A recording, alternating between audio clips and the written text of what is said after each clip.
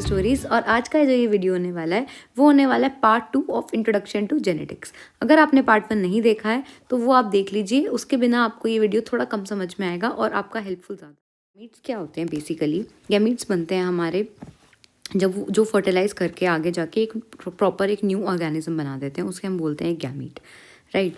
तो आज हम देखेंगे गैमीट फॉर्मेशन कैसे होता है। जितने भी हम क्रॉसेस पढ़ेंगे आगे जाके जेनेटिक्स में, monohybrid cross, dihybrid cross, ये सब अपने क्लास 10th में भी पढ़े हुए हैं। तो इन सब में हमें गैमीट बनाने की बहुत ज़्यादा ज़रूरत पड़ेगी। तो गैमीट्स जो है वो एक तरह से बेसिक है इसका। तो आज हम देखते हैं गैमीट फॉर्मेशन कैसे होती है। सबसे पहले देखिए, जो गैमीट्स हैं दे आर ऑलवेज हैप्लॉइड, मतलब प्योर, मतलब कोई मिलावट नहीं है इनके अंदर। तो हैप्लॉइड होने का मतलब क्या है? अगर हम देखें कोई भी डिप्लॉयड ऑर्गेनिज्म, अगर हम प्लांट्स की बात करें या हम ह्यूमंस की भी बात करें, हम सारे के सारे डिप्लॉयड ऑर्गेनिज्म। डिप्लॉयड ऑर्गेनिज्म का मतलब 2 सेट ऑफ क्रोमोसोम्स हमारे अंदर हैं।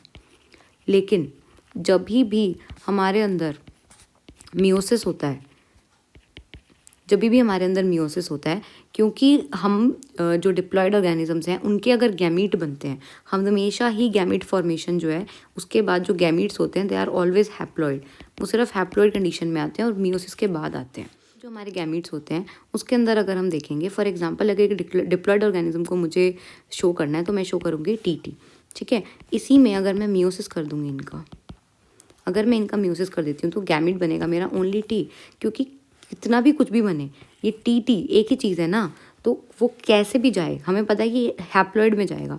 हैप्लॉइड मतलब सिर्फ एक पार्ट जाएगा। तो सिर्फ एक पार्ट में मैं दोनों को लेकर जाऊँ या एक को लेकर जाऊँ, हमेशा टी ही तो आएगा, क्योंकि दोनों ही टी ही प्रेजेंट है। तो इसीलिए जो हमारे गैमीट फॉर्मेशन है उसमें gametes they are always haploid first thing, and they are always pure, क्योंकि ऑलरेडी हमारे पास सेम टाइप के गैमेट्स हैं। तो इनको कुछ भी कर लो, हाफ में टी जाएगा, हाफ में टी जाएगा, तो सब में टी ही तो जाएगा। तो that is why gametes are always pure.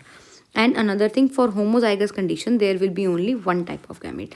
अगर हम बात करें, जैसे मैंने आपके सामने लिया टी, तो ये होमोजाइगस कंडीशन है क्योंकि बोथ आर सेम। तो ऐसी कंडीशन में आपके जो होमोजाइगस गैमीट्स हैं वो हमेशा सेम बनेगा, एक ही गैमेट बनेगा, हमेशा टी ही बनेगा। अब मैं नंबर की बात नहीं कर रही कि कितने ज़्यादा नंबर के बनेंगे, कितने वाले ऑर्गेनिजम्स ये वाला टी होगा या कोई और टी, लेकिन सारे बनेंगे तो टी टाइप के ही ना। फॉर एग्जांपल अगर मैं आपके पास एक दूसरे एग्जांपल ले लूँ, अगर मैं आपके पास ले लूँ ए, इसमें भी आपको दोनों स्मॉल लेटर्स दिखाई दे रहे हैं ना, तो these are also homozygous condition. तो इसमें भी जो आपका गैमेट बनेगा वो यही बनेगा। या हम और देख लें, for example if I give you, I am sorry, okay, if I give U D, capital D, तो यहाँ पे भी क्या बनेगा? कैपिटल डी ही बनेगा, क्योंकि दोनों ही वही हैं। ऐसे ही अगर मैं बी भी दे दूँ तो उसमें बी बनेगा, राइट। अगर मैं आपको सी दे दूँ तो उसमें भी हमारा स्मॉल सी बनेगा, क्योंकि है तो ये दोनों होमोजाइगस ही ना। तो इसीलिए जो गैमेट फॉर्मेशन है वो हमेशा प्योर रहेगी, और किसी भी डिप्लॉयड से हैप्लॉयड गैमीट फॉर्मेशन हमेशा हैप्लॉयड होता है। तो जब हम उससे हैप्लॉयड में जाएंगे तो वो हमारा इस तरह से होगा। अब ये तो बात थी होमोजाइगस कंडीशन की। Now let us talk about heterozygous condition. Heterozygous का मतलब है जो दोनों गैमीट्स होंगे, जो क्रोमोसोम्स होंगे वो सेम नहीं होंगे। Heterozygous condition.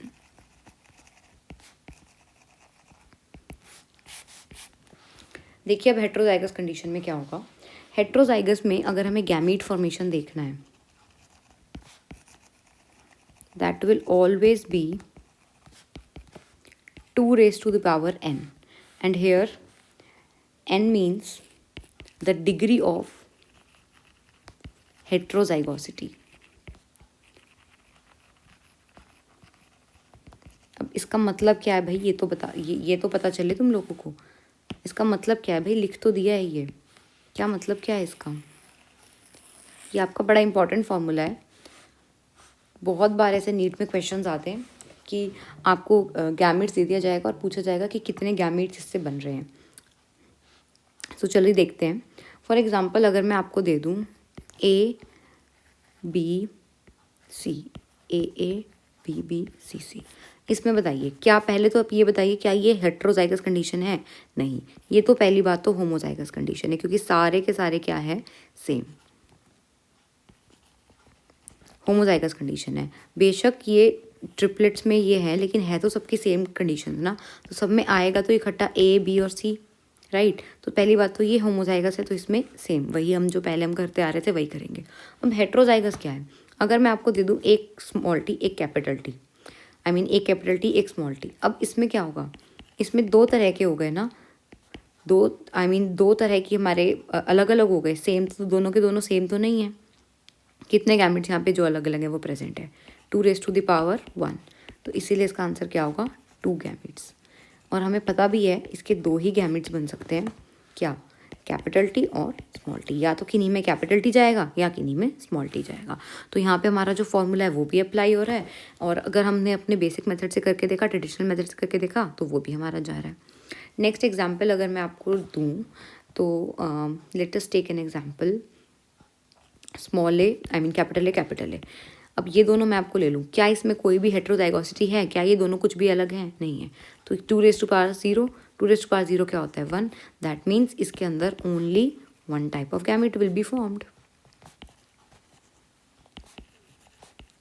राइट। चलिए अब और देखते हैं, एक और एग्जाम्पल ले लेते हैं, थर्ड एग्जाम्पल। अगर मैं आपको दूँ capital A small A, capital B small B and capital C. अब यहाँ पे बताओ आप कितने हेट्रोजाइगस है कितने होमोजाइगस है। जो ये वाला पार्ट है वो तो होमोजाइगस है, सिर्फ ये और ये है ना जो हेट्रोजाइगस है। इसका मतलब यहाँ पे हेट्रोजाइगोसिटी क्या हो जाएगी 2⁻n, मतलब 2⁻2। तो here 2⁻2 will be 4. That means in this case 4 gametes will be formed. यहाँ पे हमारे पास 4 गैमेट्स बन जाएंगे, right.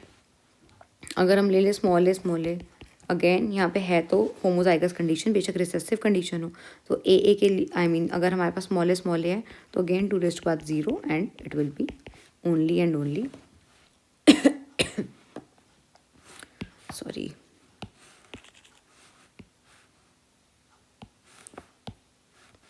and here will be only and only 1 gamete, right। अब मैं आपको एक लास्ट एग्जांपल और दे देती हूँ। Let us see capital A small A, capital B small B and capital C small C. अगर हम इसमें देखें तो इसमें देखिए तीनों जो पेयर्स हैं वो हेट्रोजाइगस कंडीशन है, 3 पेयर्स है ना हेट्रोजाइगस, 3 पेयर्स आर हेट्रोजाइगस।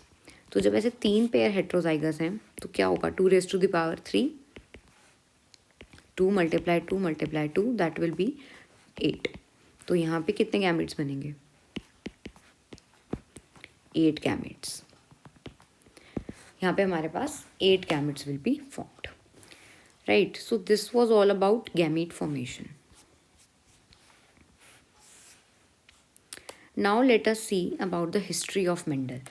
हमारे जो फादर ऑफ जेनेटिक्स, जिनके बलबूते पे हमारा पूरा जेनेटिक्स बना है, is also called as father of genetics. अब जो हमारी शुरुआत है वो इन्हीं से हुई है। इन्होंने क्या किया, इनकी स्टोरी सुनते हैं। इन्होंने काम किया पाइसम सेटाइवम, या फिर आप इसको बोल सकते हैं P plant.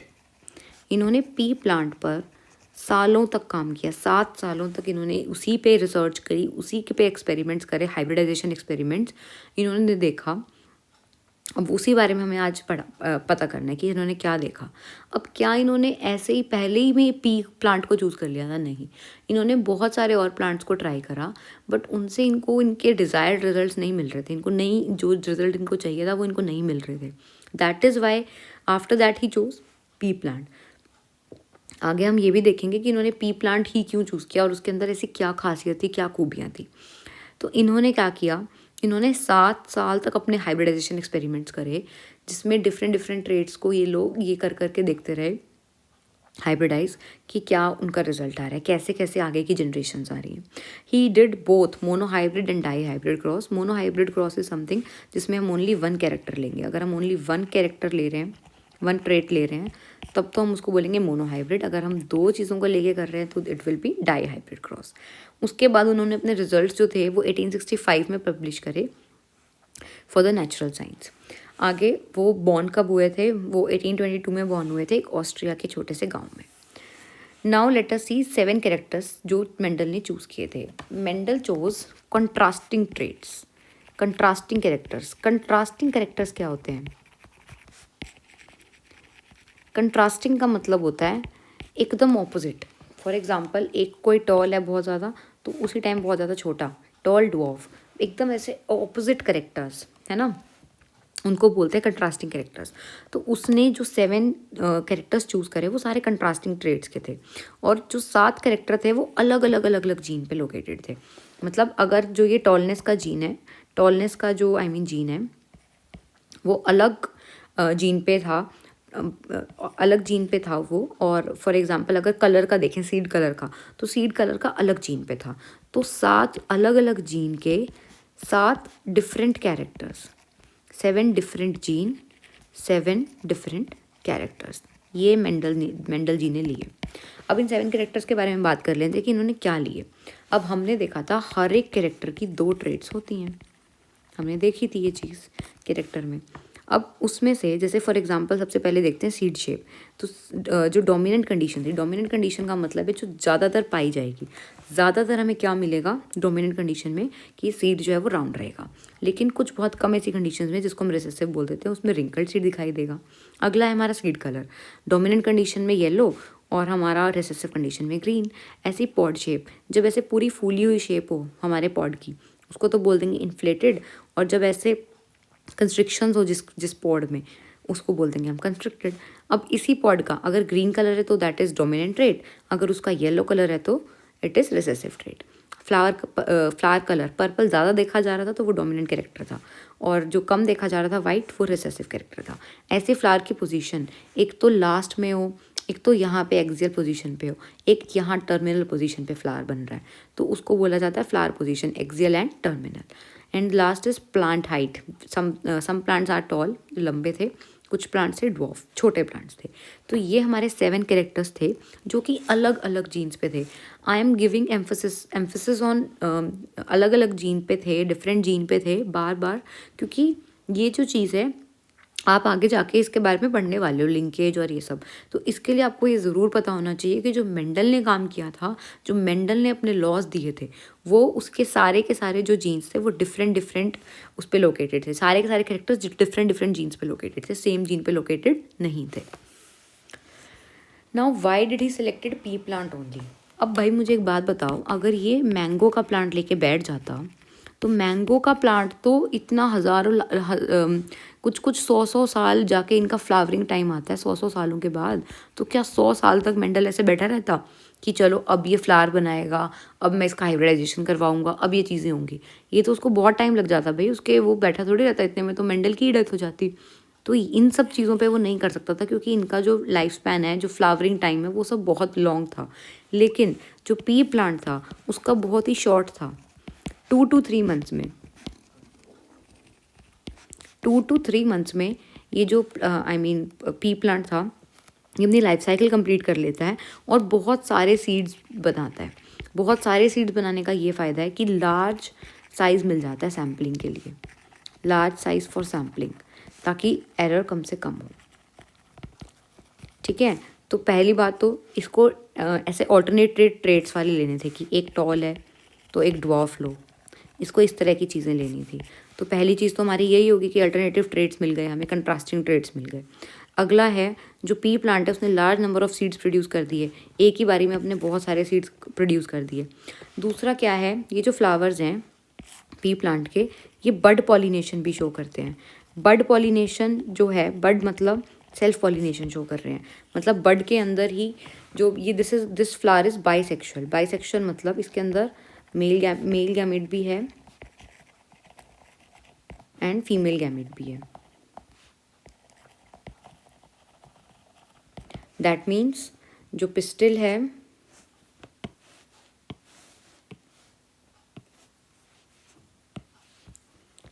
Pollen pistil interaction है,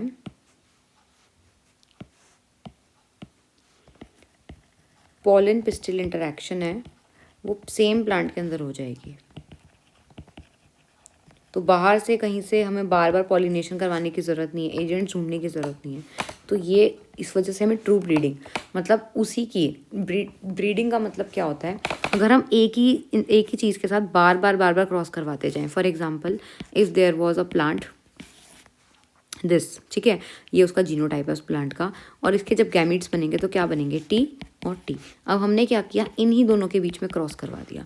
जब हमने इन्हीं दोनों के बीच में क्रॉस करवाया तो टी की टी से करवाएंगे तो क्या आएगा, टी और टी ही तो आएगा। तो बार बार एक ही जब चीज़ से करवाते जाते हैं तो उसको बोला जाता है ट्रू ब्रीडिंग। एक ही चीज़ से करवाने का मतलब इसके अंदर जो थे ये प्योर रहा, ये मिक्सिंग तो नहीं हुई ना, नो मिक्सिंग, उसको बोला जाता है ट्रू ब्रीडिंग, ठीक है। और आर्टिफिशियली क्रॉस पॉलिनेट करना भी पी प्लांट्स को बहुत ज़्यादा इजी था। हमने हमने पढ़ा हुआ है इमैस्कुलेशन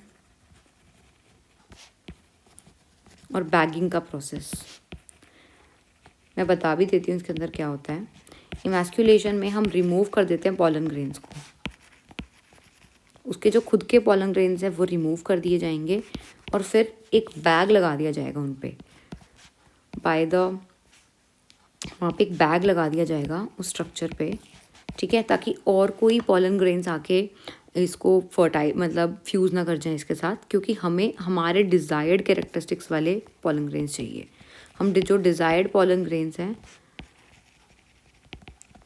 वो इस पे हम ब्रश अप कर देंगे और जिसकी वजह से हमने क्रॉस पॉलिनेट आर्टिफिशियली करवा लिया, उसको बोलते हैं क्रॉस पॉलिनेट आर्टिफिशियली करवा देना, ठीक है। नाउ मेंडल का सक्सेस का रीज़न क्या था। जो मेंडल था, एक तो उसने बाइसेक्सुअल प्लांट चूज़ किया जिसकी वजह से बड पॉलिनेशन हुआ और बहुत इजी हो गया लार्ज नंबर ऑफ ऑफस्प्रिंग्स को लेकर आना। हर एक मीटिंग के बाद ही लार्ज नंबर ऑफ ऑफस्प्रिंग आते थे, जिसकी वजह से सैम्पल साइज़ जो था वो बढ़ जाता था और जितना ज़्यादा सैम्पल साइज़ होगा उतने एरर के चांसेस कम हो जाएंगे। दूसरा जो सबसे बढ़िया चीज़ मेंडल ने की थी, उसने मैथमेटिकल और स्टैटिस्टिकल टूल का यूज़ किया था इनहेरिटेंस के पैटर्न देखने में। लोग जब मैं आपको एक बात बताती हूँ मेंडल के बारे में। जो मेंडल का वर्क है ना, वो 34 ईयर्स बाद, 30-35 साल बाद जाके रिकॉग्नाइज हुआ था। इसने पब्लिश तो कर दिया था बट कोई भी मेंडल की बात मानने को तैयार ही नहीं था। एवरीवन वाज लाइक, ये जो बातें बोल रहा है ऐसा थोड़ी ना होता है। उसकी बातें मानने को, सुनने को कोई भी तैयार नहीं था। तो मेंडल को 34 ईयर्स लग गए थे लोगों तक अपनी बात प्रूव करवाने में कि हाँ ही वॉज राइट। 34 ईयर्स बाद जब कुछ और साइंटिस्ट ने सेम मेंडल वाला ही काम देखा तो उनको पता चला कि भाई मेंडल ने तो कितनी बढ़िया बात बता दी थी इतने साल पहले, 20 साल पहले मेंडल कितनी बढ़िया बात बता के चला गया। मेंडल जी कितनी बढ़िया बात बता के चले गए, ये बात उन्होंने सोची ही नहीं थी उस टाइम पे। तो मेंडल को उस टाइम पे जब उसने ये सब काम किया, उसका क्रेडिट उसको नहीं मिला, उसको कोई क्रेडिट नहीं मिला। उसको क्रेडिट मिला 20-30 साल बाद जाकर। और वो क्यों? क्योंकि उसने मैथमेटिकल और स्टैटिस्टिकल टूल यूज़ किया था। लोगों के सामने जब वो अपनी चीज़ें रख रहा था, अपने टूल्स, इन चीज़ों को यूज़ करके अपना थ्योरी रख रहा था, अपनी चीज़ें उसने रखी, तो लोगों ने कहा कि what the hell is he doing, मतलब मैथ्स में बायो घुसा रहा है ये। इसी वजह से मेंडल की बातों पर कोई यकीन नहीं करता था। इसीलिए जो मेंडल की जो सक्सेस है वो इतने सालों बाद जाके लोगों तक पहुंची। So this is all for this video. Thank you so much guys for watching this video. If you find this video helpful, then please share it to your friends. Thank you so much.